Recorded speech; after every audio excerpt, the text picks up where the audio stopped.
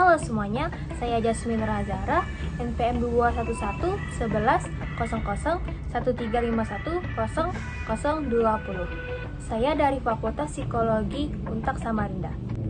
Saya di sini ingin mempresentasikan tentang psikoanalisis dari tokoh Alfred Adler. Sebelum saya memulai presentasi, jangan lupa like, komen, dan subscribe di channel Demon Psycho.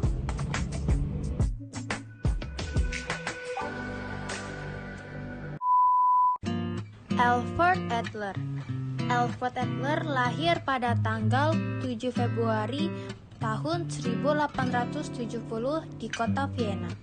Alfred Adler adalah anak ketiga dari 7 bersaudara dari pasangan pedagang makanan pokok. Waktu muda, Adler pernah menderita penyakit yang bernama bronkitis. Adler ini juga pernah terlibat dalam persaingan dengan kakak kandungnya. Itu karena dia merasa cemburu terhadap kakaknya dan juga ia merasa kehadirannya itu tidak dikehendaki oleh ibunya. Jadi si Adler ini lebih dekat kepada ayahnya dibandingkan ibunya. Ia pun meninggal pada tahun 1937 di kota Skotlandia akibat serangan jantung. Jenazah Alfred Adler dikremasi di Edinburgh, tetapi jenazahnya itu menghilang. Lalu abu hasil kremasi dari jenazah Alfred Adler ditemukan di krematorium Warriston. Pada tahun 2011, abu tersebut dikembalikan ke kota kelahiran Alfred Adler, yaitu di Vienna, untuk dimakamkan kembali di sana. Dan siapakah Alfred Adler? Alfred Adler adalah seorang psikologi, dokter, terapis, sekaligus pendiri awal aliran psikologi individual. Ia menekankan terhadap pentingnya perasaan inferior yang dianggap elemen penting dalam mengembangkan teori psikologi individual.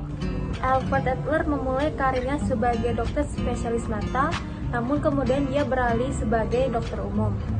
Alfred Adler juga menganggap manusia itu adalah individu utuh, bukan seperangkat elemen. Pada tahun 1910, Alfred Adler, Sigmund Freud, Rudolf Reichler, Wilhelm Stilker membentuk komunitas yang bernama Vienna Psychoanalytic Society, sekaligus menjadikan Adler menjadi pemimpin pertamanya. Karena ketidakcocokan pemikiran dengan psikoanalisa, Alfred Adler memutuskan untuk mundur dari jabatan presidennya dan keluar dari komunitasnya tersebut. Ia lalu mendirikan perkumpulan sendiri yang bernama Society for Individual Psychology. Walaupun ada perbedaan pemikiran antara Alfred Adler dan Sigmund Freud, mereka tetap saling menghormati dan mengakui kejeniusan satu sama lain.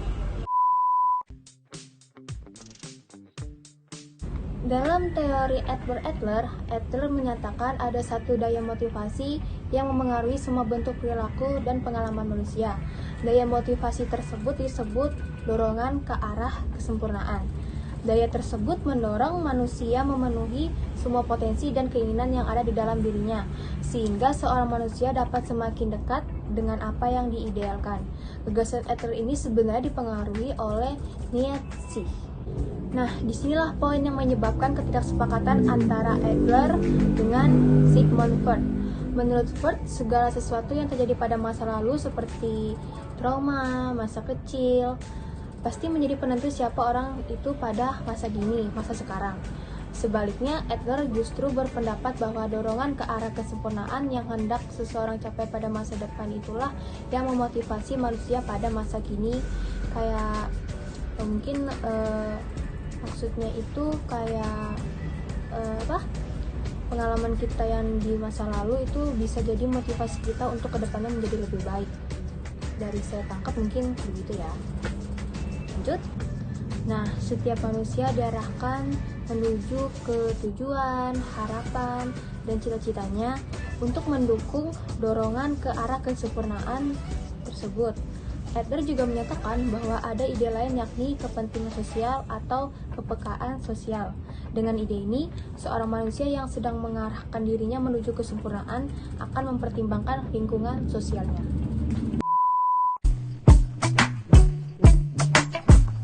Dasar pemikiran-pemikiran Adler dipengaruhi oleh filsuf Hans Weihegger dan karya sastra dari Dostoevsky. Waktu masih jadi anggota Vienna Psychoanalytic Society, ia mengembangkan teori inferioritas organik dan kompensasi. Pengembangan ini menuntun Adler untuk masuk ke dunia fenomenologi dan pengembangan karya terkenalnya yaitu The Inferiority Complex. Adler juga dipengaruhi filsuf-filsuf macam Kant, Nietzsche, Virkov, dan Smoot. Aliran Adler yang dikenal sebagai psikologi individual memfokuskan pada psikologi sosial, komunitas, sekaligus psikologi dalam. Adler adalah tokoh awal yang fokus pada pencegahan abnormalitas. Ia mengajarkan para guru dan orang tua untuk membolehkan anak untuk melatih kemampuan dan mengambil keputusan sambil bekerja sama dengan yang lain. Adler juga menganggap bahwa lingkungan sosial punya dampak psikologi yang sama besarnya dengan alam pemikiran internal atau disebut pikiran individu itu sendiri. Bagi Adler, dinamika kekuasaan dan kompensasi sama pentingnya dengan seks, jenis kelamin, dan politik sama pentingnya dengan libido. Adler adalah orang pragmatis, dan dia percaya bahwa orang awam pun juga perlu memahami penggunaan ilmu psikologi. Adler juga salah satu pendukung awal feminisme di psikologi dan di dunia sosial. Ia percaya bahwa perasaan superioritas dan inferioritas seringkali dikarenakan gender dan diekspresikan dalam bentuk karakteristik feminin dan maskulin. Nah, teori yang pernah dikembangkan oleh Alfred Adler bersama Sigmund Freud dan Carl Jung, Adler mengembangkan psikologi dalam. Psikologi dalam ini memfokuskan pada pentingnya dinamika alam pikiran bawah sadar. Adler mengembangkan pendekatannya sendiri dan aliran psikologi individual dicetuskan pada tahun 1912. Aliran psikologi individual disadari pemikiran bahwa hubungan seseorang terhadap masyarakat adalah bagian penting pembentukan kepribadian mereka.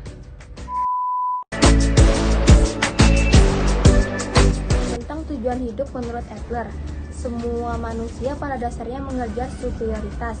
Adler percaya bahwa setiap orang memasuki kehidupan dalam perasaan inferior dan menghabiskan seumur hidup mereka untuk mengatasi hal tersebut. Teori ini dikenal sebagai pencarian superioritas, dan aliran Adler memfokuskan pada studi seputar pencarian superioritas ini. Adler juga mempertanyakan tentang dorongan macam apa yang berada di balik motivasi kita sebagai individu.